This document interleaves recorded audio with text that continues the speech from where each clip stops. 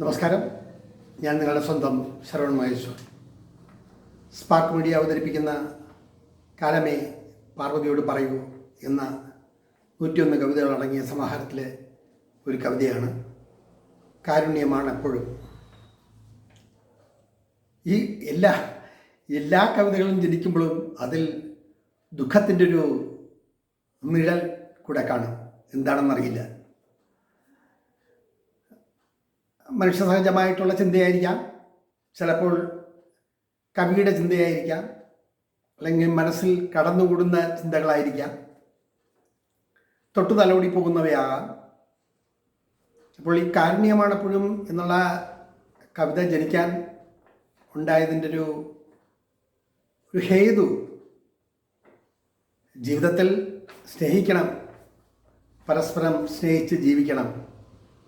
ഈ പ്രപഞ്ചത്തിലെ എല്ലാവരും സ്നേഹത്തോടെയും സഹകരണത്തോടെയും ജീവിക്കണം എന്ന ആഗ്രഹക്കാരനാണ് ഞാൻ.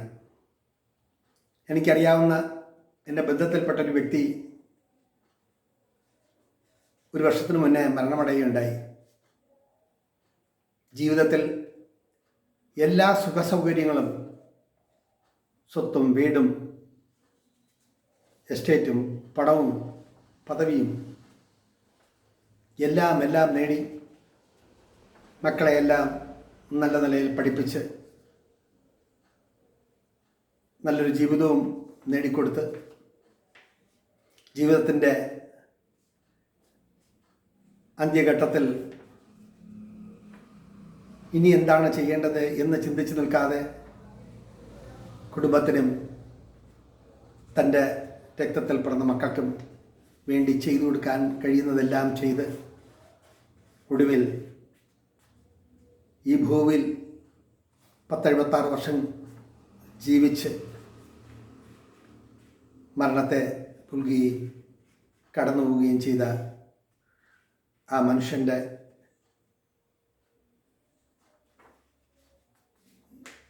അസ്ഥികൾ ഹിന്ദു ആചാരപ്രകാരം വർക്കലയിലെ പാപനാശത്ത് കർമ്മങ്ങളെല്ലാം കഴിഞ്ഞ്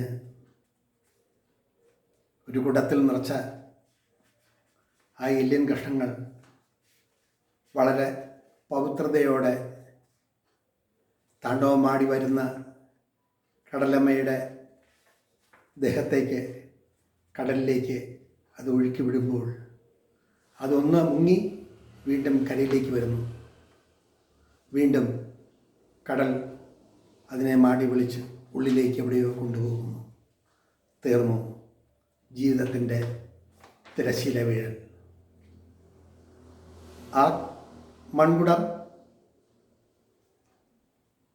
തിരികെ വന്ന് വീണ്ടും കടലിനുള്ളിലേക്ക് കടന്നു പോകുമ്പോൾ അറിയാതെ ഒരു ഗദ്ഗതം, അറിയാതെ കണ്ണുകൾ സജലങ്ങളായി, കണ്ണുനീർ ഏറ്റിട്ട് വീണു. അവിടുന്ന് ആ മണൽപ്പരപ്പിലൂടെ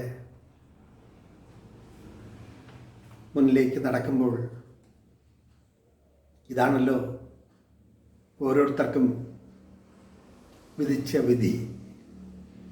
കാലചക്രം കറങ്ങിത്തിരിയുമ്പോൾ ആരെ ഓർമ്മിക്കുന്നു, ആരെപ്പറ്റി ചിന്തിക്കുന്നു എന്നത് മിഥ്യ പോലെ തോന്നി. ഇപ്പോൾ ജീവിക്കുന്ന കാലയളവിൽ ജീവിതം ഹൃദ്യമായി തീരാൻ സ്നേഹത്തിൻ്റെ ലാളന ഉണ്ടാവണം എന്നൊരു തോന്നൽ. അങ്ങനെയൊരു തോന്നലിൻ്റെ പിൻബലത്തോടുകൂടിയാണ് ഈ കവിതയുടെ തുടക്കം. അതിലെ ചില വരികൾ ഞാനിവിടെ ആലപിക്കാം. കാരുണ്യമില്ലാത്ത മനസ്സ് ഒരിക്കലും മനസ്സമാധാനം നേടില്ലൊരിക്കലും. കാരുണ്യമില്ലാത്ത മനസ്സൊരിക്കലും മനസ്സമാധാനം നേടില്ലൊരിക്കലും. തന്നോടൊപ്പമുള്ളവരെ ദുഃഖത്തിൽ സാന്ത്വനിപ്പിക്കാം. തന്നോടൊപ്പമുള്ളവരെ ദുഃഖത്തിൽ സാന്ത്വനിപ്പിക്കാം. ജീവിക്കാനുള്ള പുതുവഴി തുറന്നു കൊടുക്കാനും കഴിയണമെന്നാണ് എൻ്റെ പക്ഷം. സ്നേഹത്തിൻ അളവുകോൽ കാരുണ്യത്തിൻ പക്ഷമാണ്. സ്നേഹത്തിൻ അളവുകോൽ കാരുണ്യത്തിൻ പക്ഷമാണ്. കാരുണ്യമില്ലാത്ത മനസ്സൊരിക്കലും മനസ്സമാധാനം നേടില്ലൊരിക്കലും. തുടർന്നുള്ള വരികൾ ആലാപനവും സംഗീതവും അതിൻ്റെ വിഷ്വൽസും എല്ലാം കണ്ട് നിങ്ങൾ ആസ്വദിക്കുമല്ലോ. ഇവിടെ ചുരുക്കട്ടെ എൻ്റെ വാക്കുകൾ. നന്ദി, നമസ്കാരം.